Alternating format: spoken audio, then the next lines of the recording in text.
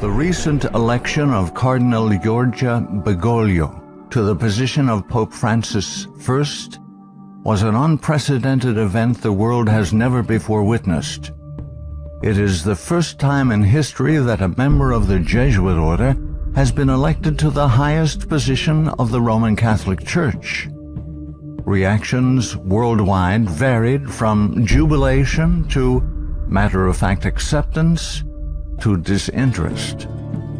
These very reactions reveal appalling ignorance of the true nature of the Jesuit order.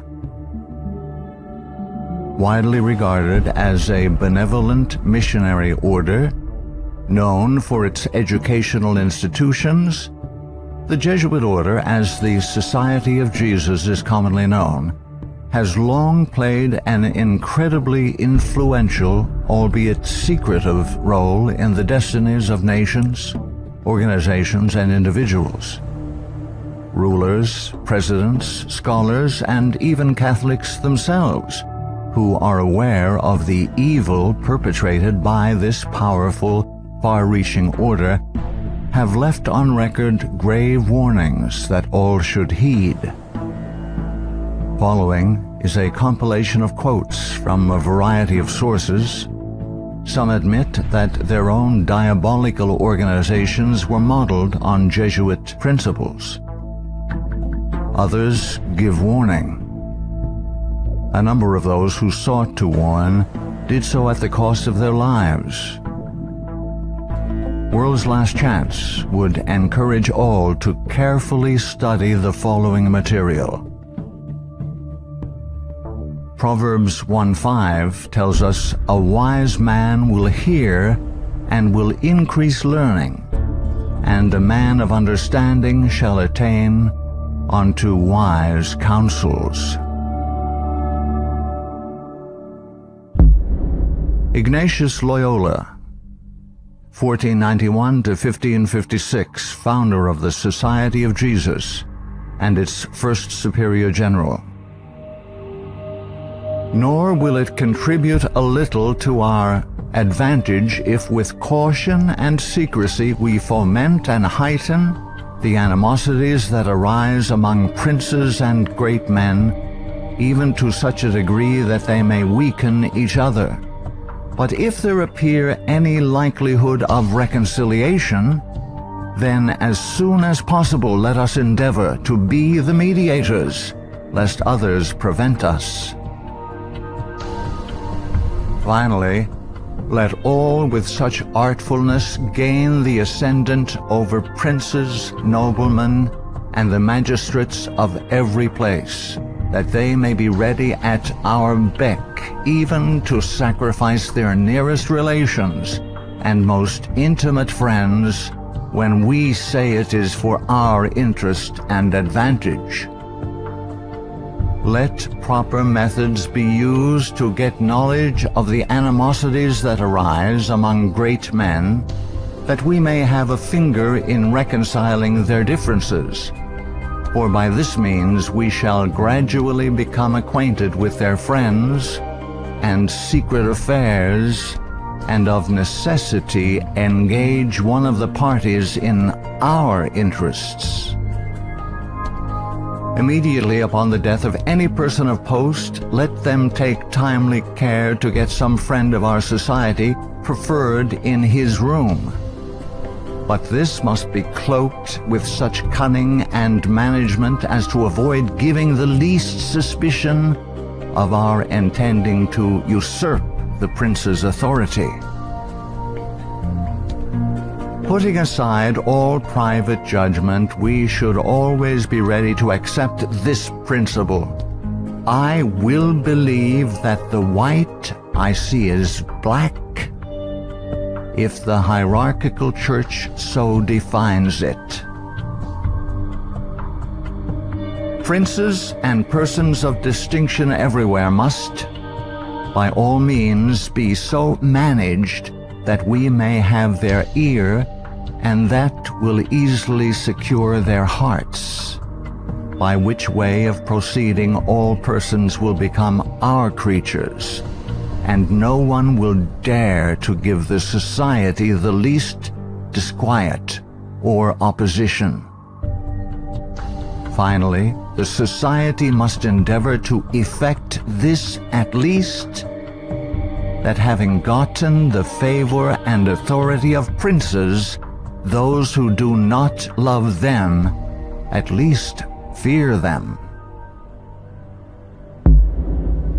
Paolo Sarpi, 1552 to 1623, a Venetian patriot, scholar, scientist, and church reformer. They are a public plague and the plague of the world. From the Jesuit colleges there never is sent a pupil obedient to his father, devoted to his country, loyal to his prince. Every species of vice finds its patronage in them. There is no perjury, nor sacrilege, nor parricide, nor incest, nor rapine, nor fraud, nor treason, which cannot be masked as meritorious beneath the mantle of their dispensation. Muccio Vitelleschi, 1562 to 1645, 6th Superior General of the Society of Jesus.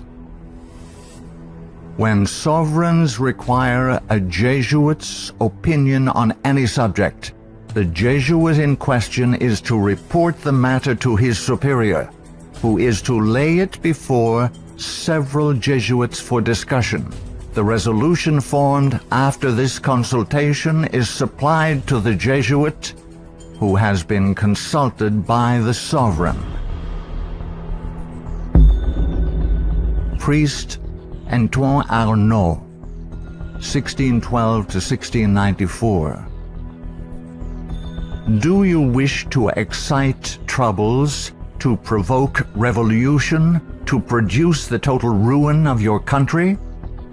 Call in the Jesuits and build magnificent colleges for these hot-headed religionists.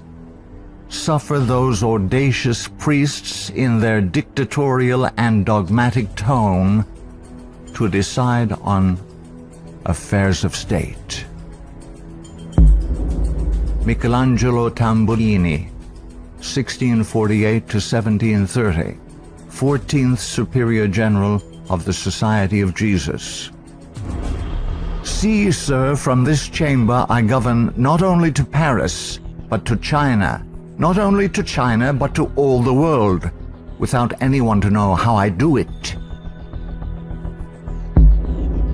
Pope Clement XIV, 1705 to 1774. Following are Pope Clement XIV's words upon signing the bull of suppression and extinction of the Jesuits. A bull is the strongest legal document a pope can issue. The suppression is accomplished. I do not repent of it, having only resolved on it after examining and weighing everything, and because I thought it necessary for the Church. If it were not done, I would do it now. But this suppression will be my death. Pope Clement XIV knew the Jesuits very well and expected to die at their hands. He was correct. He was poisoned. A peasant woman was persuaded by means of a disguise to procure entrance into the Vatican and offered to the Pope a fig in which poison was concealed. Clement XIV was exceedingly fond of this fruit and ate it without hesitation. The same day the first symptoms of severe illness were observed, and to these rapidly succeeding violent inflammation of the bowels. He soon became convinced that he was poisoned and remarked, "Alas, I knew they would poison me, but I did not expect to die in so slow and cruel a manner." His terrible sufferings continued for several months. When he died, the poor victim, said Comenon, of the execrable Jesuits to which the Bishop of Pistoia, Scipio di Ricci, the nephew and heir of Jesuit General Ricci, fully agreed. Pope Pius VII, the Pope who restored the Society of Jesus. Soon after Pope Pius VII was released from Napoleon's prison in 1814, he quickly restored the Society of Jesus with the papal bull Sollicitudo Omnium Ecclesiarum. If any should again attempt to abolish it, the Society of Jesus, he would incur the indignation of Almighty God and of the holy apostles Peter and Paul. John Adams, 1735-1826, second President of the United States of America. In 1816, John Adams wrote to Thomas Jefferson, third President of the United States, regarding the restoration of the Society of Jesus. My history of the Jesuits is not eloquently written, but it is supported by unquestionable authorities, is very particular and very horrible. Their restoration is indeed a step toward darkness, cruelty, perfidy, despotism, death. I do not like the appearance of the Jesuits. If ever there were a body of men who merited eternal damnation on earth and in hell, it is this Society of Loyolas. Shall we not have regular swarms of them here, in as many disguises as only a king of the gypsies can assume, dressed as painters, publishers, writers, and schoolmasters? If ever there was a body of men who merited eternal damnation on earth and in hell, it is this Society of Loyolas. We are compelled by our system to offer them asylum. Napoleon Bonaparte, 1769 to 1821, Emperor of the French. The Jesuits are a military organization, not a religious order. Their chief is a general of an army, not the mere father abbot of a monastery. And the aim of this organization is power. Power in its most despotic exercise. Absolute power, universal power, power to control the world by the volition of a single man. Jesuitism is the most absolute of despotisms, and at the same time the greatest and most enormous of abuses. The general of the Jesuits insists on being master sovereign over the sovereign. Wherever the Jesuits are admitted, they will be masters, cost what it may. Their society is by nature dictatorial, and therefore it is the irreconcilable enemy of all constituted authority.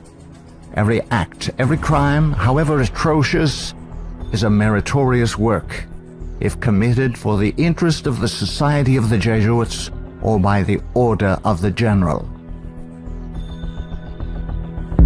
Adam Weishaupt, 1748 to 1830, a Jesuit German philosopher and founder of the Order of the Illuminati. The degree of power to which the representatives of the Society of Jesus had been able to attain in Bavaria was all but absolute. Members of the order were the confessors and preceptors of the electors, hence they had a direct influence upon the policies of government. The censorship of religion had fallen into their eager hands, to the extent that some of the parishes even were compelled to recognize their authority and power. To exterminate all Protestant influence and to render the Catholic establishment complete, they had taken possession of the instruments of public education. It was by Jesuits that the majority of the Bavarian colleges were founded, and by them they were controlled. By them also the secondary schools of the country were conducted. The Marquis de Lafayette, 1757 to 1834, a French statesman and general. It is my opinion that if the liberties of this country, the United States of America, are destroyed, it will be by the subtlety of the Roman Catholic Jesuit priests, for they are the most crafty, dangerous enemies to civil and religious liberty. They have instigated most of the wars of Europe. Friedrich von Hardenberg, 1772 to 1801, German philosopher. Never before in the course of the world's history had such a society, that is, the Jesuit order, appeared. The old Roman Senate itself did not lay schemes for world domination with greater certainty of success.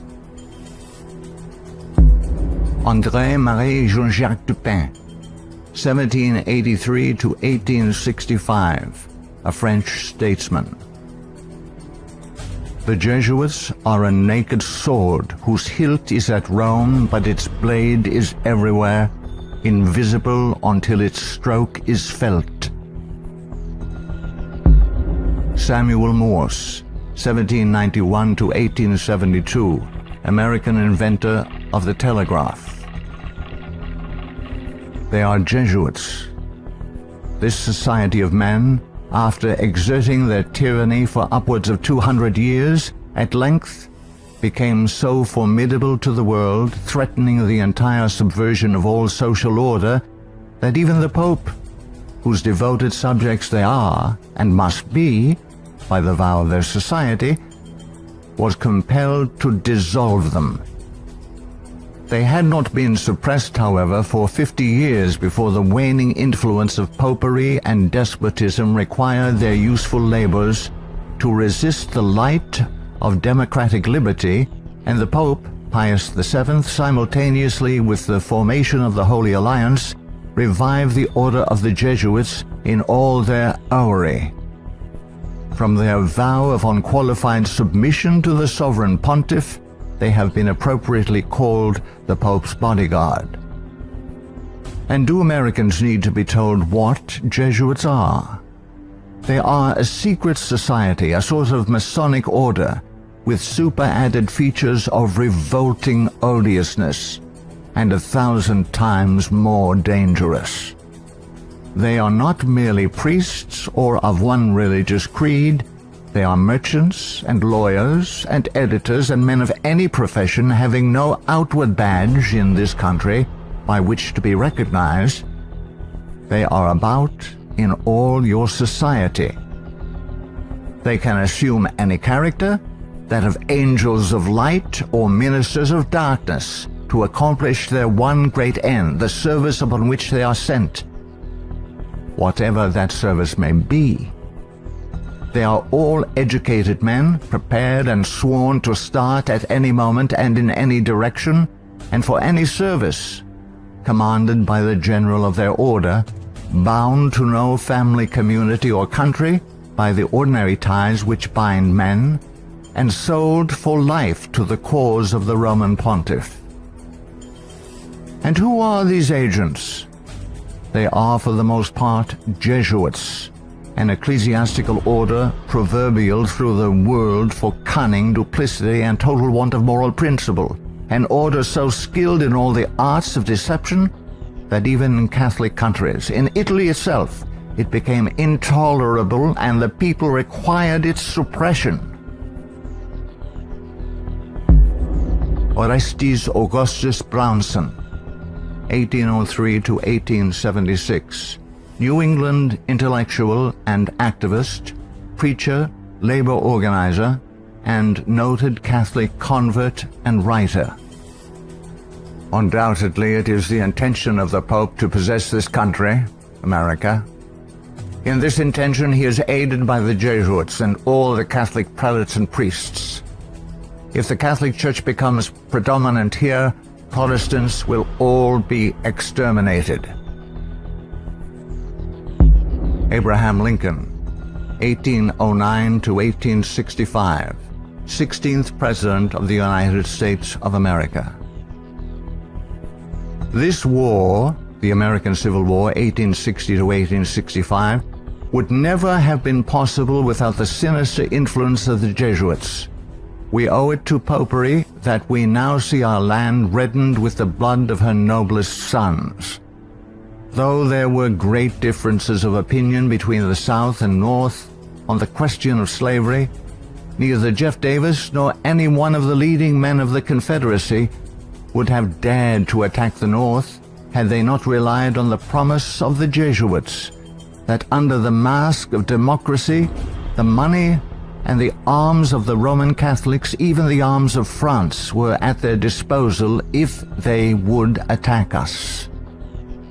The Protestants of both the North and South would surely unite to exterminate the priests and the Jesuits if they could learn how the priests and nuns and the monks which daily land on our shores under the pretext of preaching their religion are nothing else but the emissaries of the Pope, of Napoleon III, and the other despots of Europe to undermine our institutions, alienate the hearts of our people from our Constitution and our laws, destroy our schools, and prepare a reign of anarchy here as they have done in Ireland, in Mexico, in Spain, and wherever there are any people who want to be free. I am so glad to meet you again, he said. You'll see that your friends the Jesuits have not yet killed me, but they would have surely done it when I passed through the most devoted city, Baltimore, had I not defeated their plans by passing incognito a few hours before they expected me. New projects of assassination are detected almost every day, accompanied with such savage circumstances that they bring to my memory the massacre of St. Bartholomew and the gunpowder plot. We feel, at their investigation, that they come from the same masters in the art of murder, the Jesuits. So many plots have already been made against my life that it is a real miracle that they have all failed when we consider that the great majority of them were in the hands of skillful Roman Catholic murderers evidently trained by the Jesuits. I know that Jesuits never forget nor forsake, but man must not care how and where he dies, provided he dies at the post of honor and duty. Charles Chiniquet, 1809 to 1899, Canadian ex-Catholic priest. From that the Catholic priests with the most admirable ability and success have gathered their Irish legions into the great cities of the United States, and the American people must be very blind indeed if they do not see that if they do nothing to prevent it, the day is very near when the Jesuits will rule their country, from the magnificent White House at Washington to the humblest civil and military department of this vast republic. Brigadier General Thomas M. Harris, 1817 to 1906, physician and Union General during the Civil War. The organization of the Roman Catholic hierarchy is a complete military despotism of which the Pope is the ostensible head. The Black Pope is the head of the Order of the Jesuits and is called a general. He not only has command of his own order, but directs and controls the general policy of the Roman Catholic Church. He is the power behind the throne and is the real potential head of the hierarchy. There is no independence of thought or of action in its subordinate parts, implicit and unquestioning obedience to the orders of superiors in authority. It is the sworn duty of the priesthood of every grade. It would seem that the Jesuits had had it in mind from the beginning of the war, the American Civil War of 1861 to 1865, to find an occasion for the taking off, that is the assassination, of Mr. Abraham Lincoln. The favorite policy of the Jesuits is that of assassination. Fyodor Dostoevsky, 1821 to 1881, famous Russian novelist. The Jesuits are simply the Roman army for the earthly sovereignty of the world in the future, with the Pontiff of Rome for emperor. That's their ideal. It's simple lust of power, a filthy earthly gain of domination, something like a universal serfdom with them as masters. That's all they stand for. They don't even believe in God, perhaps. Margaret F. Cusick, 1829 to 1899, converted nun of Kenmare. The great idea of the Jesuit has always been a universal spiritual and temporal monarchy in which the Jesuit should reign supreme. England has always been the place desired for the base of operations necessary for this end. Hence the blood, the tears shed, and the schemes undertaken in this country by the Jesuit. He has by no means ended his efforts for the subjugation of the world to Rome through England. When the Jesuit is expelled from one place, he is not slow to find another. France may reject him, not without cause, but England opens her arms to him. Catholic Italy may deprive him of the glories of his once famous home in the Jesuits, but America opens her doors to him. He is the wandering Jew of the Romish Church. He is followed by the execrations of those by whom he was once beloved until they discovered his iniquities. Charles Haydn Spurgeon, 1834 to 1892, British, particular Baptist preacher known as the Prince of Preachers. Our ancient enemies have small belief in our common sense if they imagine that we shall ever be able to trust them, after having so often beheld the depths of Jesuitical cunning and duplicity. The sooner we let certain archbishops and cardinals know that we are aware of their designs and will in nothing cooperate with them, the better for us and our country. Of course, we shall be howled at as bigots, but we can afford to smile at that cry when it comes from the church which invented the Inquisition. No peace with Rome is the motto of reason as well as of religion. Richard W. Thompson, 1809 to 1900, Secretary of the Navy, United States of America. The Jesuits are the deadly enemies of civil and religious liberty. The Jesuit general occupies the place of God and must be obeyed, howsoever the peace and welfare of the multitude may be imperiled or the nations be convulsed from center to circumference. The Society of Jesuits must obtain the mastery, even if general anarchy shall prevail, or all the world besides be covered with the fragments of a universal wreck. The sovereigns of the Holy Alliance had massed large armies and soon entered into a pledge to devote them to the suppression of all uprisings of the people in favor of free government. And he, Pius VII, desired to devote the Jesuits, supported by his pontifical power, to the accomplishment of that end.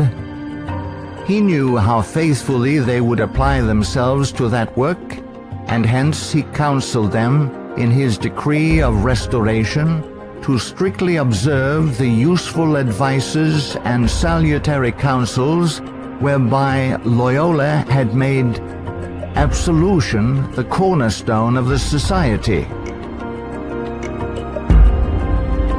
Luigi de Sanctis, 19th century ex-official censor of the Inquisition. All these things caused the Father General of the Jesuits to be feared by the Pope and sovereigns. A sovereign who is not there, the Jesuits' friend, will sooner or later experience their vengeance. At what then do the Jesuits aim? According to them, they only seek the greater glory of God. But if you examine the facts, you will find that they aim at universal dominion alone. They have rendered themselves indispensable to the Pope, who without them could not exist, because Catholicism is identified with them. They have rendered themselves indispensable to governors and hold revolutions in their hands. And in this way, either under one name or another, it is they who rule the world. He who thinks he knows the Jesuits by having read all the books that were written in the past century, the 18th century, to unmask them would be grossly deceived. The Jesuitism of that day was an open war against the gospel and society. The Jesuitism of the present is a slow but contagious and deadly disease which secretly insinuates itself. It is a poison taken under the name of medicine. G.B. Niccolini, Italian ex-Catholic, in 1854 published the finest Italian history of the Jesuits in existence. Take the Jesuit for what he ought or appears to be, and you commit the greatest of blunders. Draw the character after what the Jesuit seems to be in London, you will not recognize your portrait in the Jesuit of Rome. The Jesuit is the man of circumstances. Despotic in Spain, constitutional in England, republican in Paraguay, bigot in Rome, idolater in India. He shall assume and act out in his own person with admirable flexibility all those different features by which men are usually to be distinguished from each other. He will accompany the gay women of the world to the theater and will share in the excesses of the debauchee. With solemn countenance he will take his place by the side of the religious man at church, and he will revel in the tavern with the glutton and the sot. He dresses in all garbs, speaks all languages, knows all customs, is present everywhere, though nowhere recognized, and all this, it should seem, O monstrous blasphemy, for the greater glory of God, ad majorem Dei gloriam. The members of the society are divided into 4 classes: the professed, coadjutors, scholars, and novices. There is also a secret 5th class, known only to the general and a few faithful Jesuits, which perhaps more than any other contributes to the dreaded and mysterious power of the order. It is composed of laymen of all ranks, from the minister to the humble shoeboy. These are affiliated to the society, but not bound by any vows. They are persons who will make themselves useful. They act as the spies of the order, and serve, often unwittingly, as the tools and accomplices in dark and mysterious crimes. The Jesuit Father Francis Pellico candidly confesses that the many illustrious friends of the society remain occult and obliged to be silent. There is no record in history of an association whose organization has stood for 300 years unchanged and unaltered by all the assaults of men and time, and which has exercised such an immense influence over the destinies of mankind. The ends justify the means is his favorite maxim, and as his only end, as we have shown, is the order at its bidding, the Jesuit is ready to commit any crime whatsoever. The immense wealth of the Jesuits has been bequeathed to them by wills made at the last hour. Francis Parkman, 1823 to 1893, American historian. The Jesuits, then as now, were the most forcible exponents of ultramontane principles. The Church to rule the world, the Pope to rule the Church, the Jesuits to rule the Pope. Such was and is the simple program of the Order of Jesus, and to which they have held fast except on a few rare occasions of misunderstanding with the vice-regent of Christ. Hector Macpherson, 1851 to 1924, prolific Scottish writer and journalist. So hurtful was the Jesuit order found to be that up to 1860 it was expelled no fewer than 70 times from countries which had suffered from its machinations. In spite of continental warnings, England under Queen Victoria 1837 to 1901, who opened up communication with the Vatican in 1877 and enabled the order to carry out its Second Irish Massacre 1845 to 1850, has become a Jesuit dumping ground. Those whom other countries have found from sad experience to be enemies, Britain allows to land on her shores and to carry on, unmolested, their work of iniquity. We are carrying toleration to excess, and unless there is a change of policy, this nation will one day pay a heavy penalty. For the Jeremy J. Crowley, 1861 to 1927, American ex-Catholic priest. All through the Middle Ages and the Renaissance period, the popes kept Italy in turmoil and bloodshed for their own family and territorial advantages, and they kept all Europe in turmoil for 2 centuries after the Reformation, in fact, just as long as they could in the wars of religion. Their whole policy is based on stirring up hatred and promoting conflicts from which they hope to draw worldly advantage. Popes and their Jesuitical agents have been and are the instigators of wars, and while the world is having real pain, Rome is having champagne. The Jesuit Superior General is at the head of this black and mute militia which thinks, wills, acts, obeys as the passive instrument of his designs. Their whole life must have but one aim, the advancement of the Jesuit order to which they are attached. How long shall the Roman Catholic hierarchy play the people for fools? Shall the government be of the people, for the people, and by the people, or by the Pope? Let's not let the Pope of Rome name our president for us. Lovers of your country, beware of Jesuitical intrigues, the political power of Romanism, and the honeyed words of politicians reaching after the presidency. Ellen G. White, 1827 to 1915, prolific author and American Christian pioneer.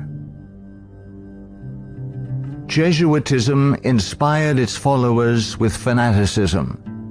There was no crime too great for them to commit, no deception too base for them to practice, no disguise too difficult for them to assume.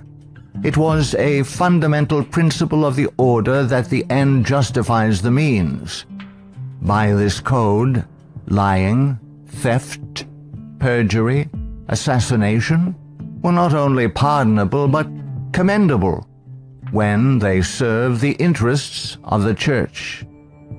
Under various disguises, the Jesuits worked their way into offices of state, climbing up to be the counselors of kings and shaping the policy of nations. Edmund Ronayne, 1832 to 1911, former Freemason who served as both secretary and master of Keystone Lodge.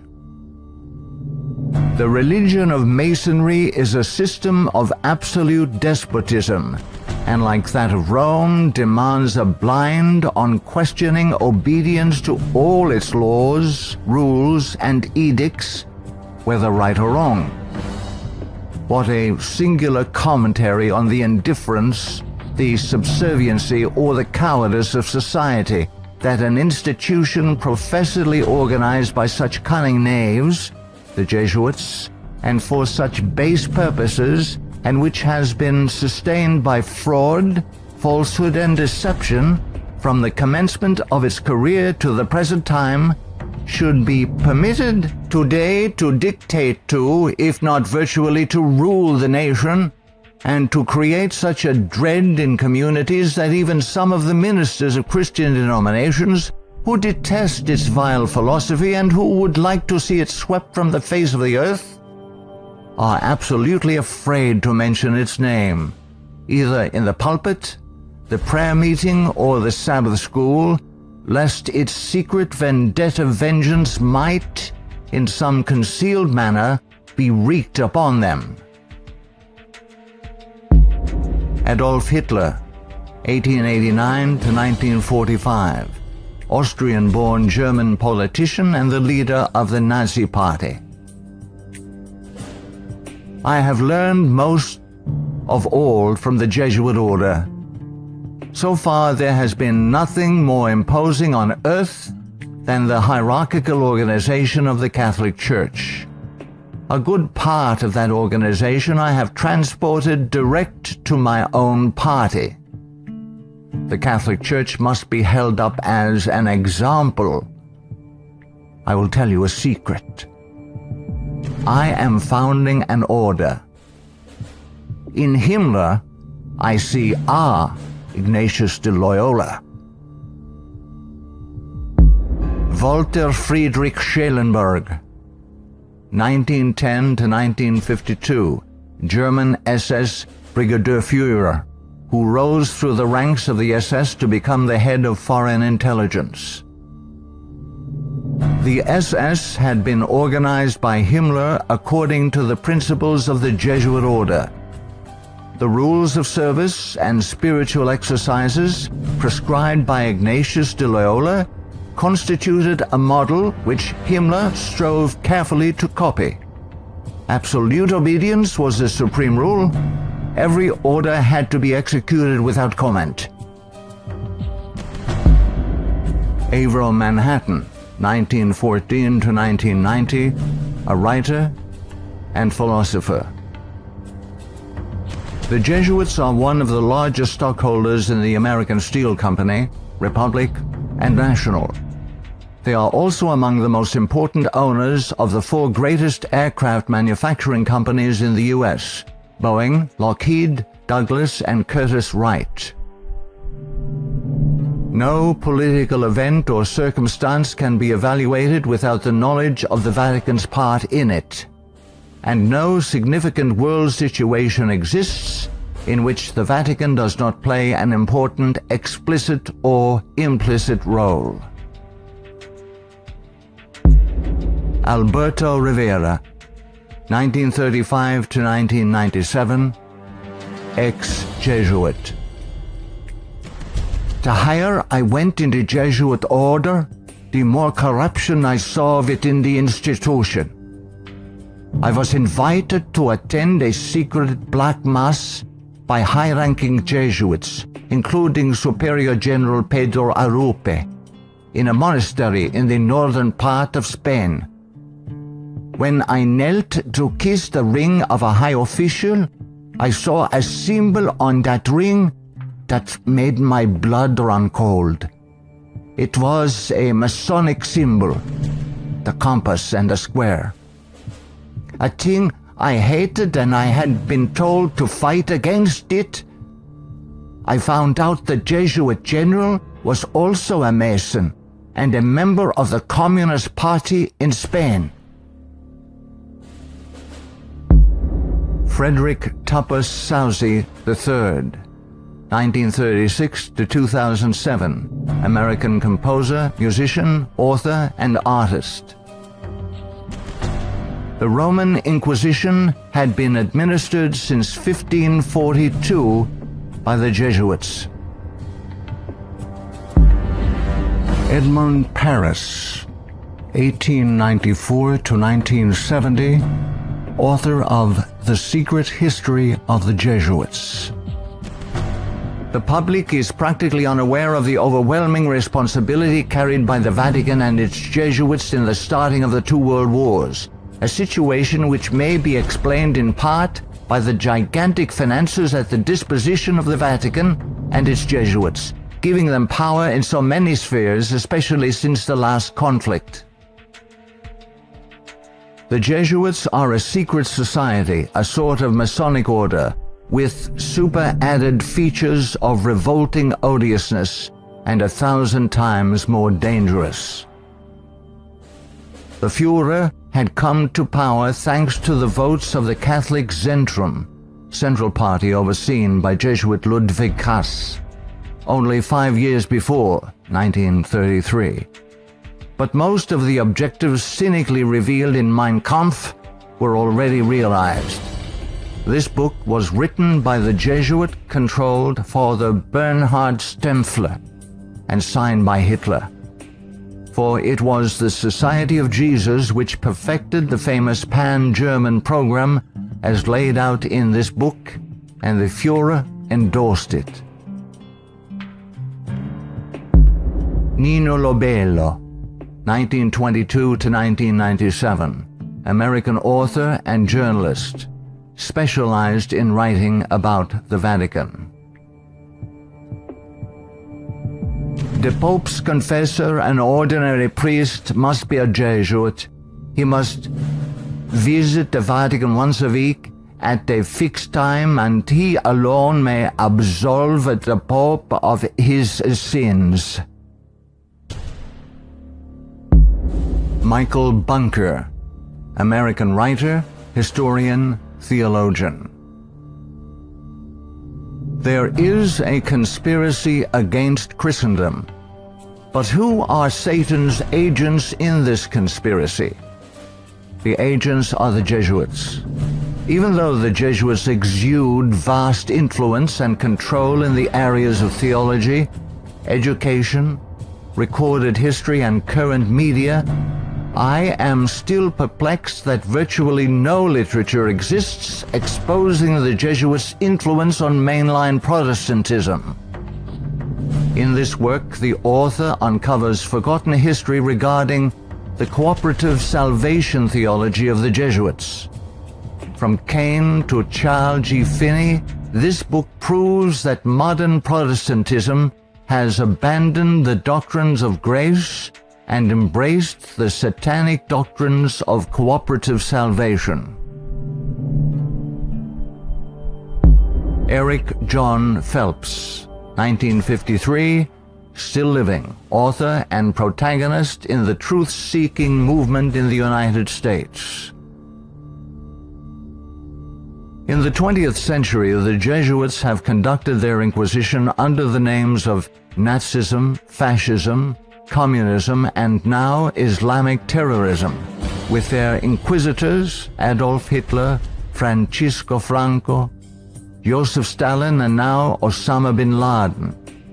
Today, the Black Pope orders his Holy Office of the Inquisition, renamed in 1965 the Sacred Congregation for the Doctrine of the Faith, through his international intelligence community headed by papal knights, including Skull and Bonesman George W. Bush. To the abhorrent Jesuit doctrine of regicide, the killing of kings, we must now direct our attention that we may understand an established policy calculated to obtain or maintain the mastery of all nations following well-planned assassinations. In the past, the order's assassins were either Jesuits, like Jacques Clement, or killers easily connected to the influence of the company, men like John Wilkes Booth. Today, these professional terminators are cleverly distanced from their Masonic master, the Black Pope, and given deceptive titles by the Pope's internationally controlled press corps, jurists, and historians. Such titles as anarchists, nihilists, rogue agents within intelligence agencies, or just lone nut assassins. Sometimes these individuals in fact do the killing, consciously and unconsciously, as do the programmed Manchurian candidates, they sacrifice themselves, die in the act, or are punished for their crimes. Created by Loyola in 1534 and sanctioned by Paul III in 1540.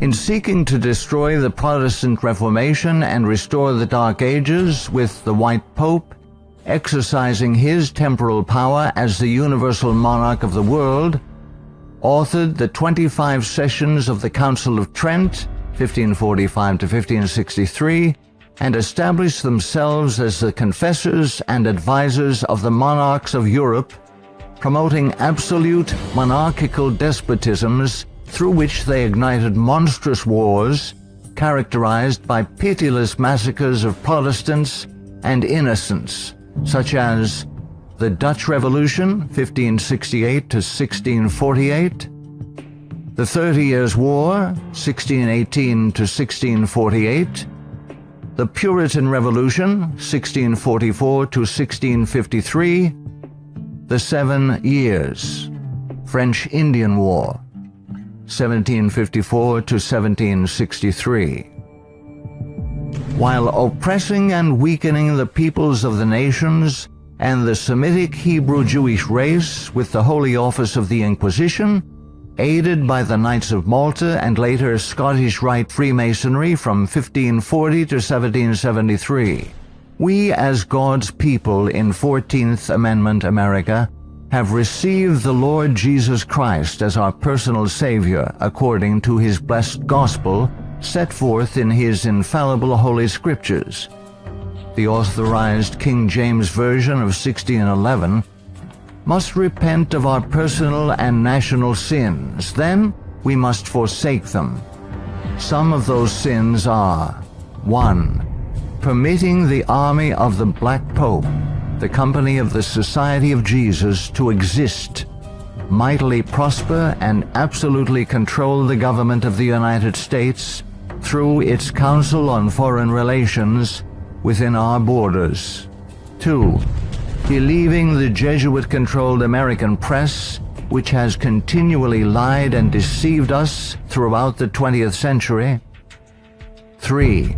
Permitting the Jesuits' Federal Reserve banking system and United Nations to exist within our borders, as these two bodies have successfully destroyed popular liberty, liberalism, and the national sovereignty of every nation in the world pursuant to the purposes of the Jesuits' Holy Alliance.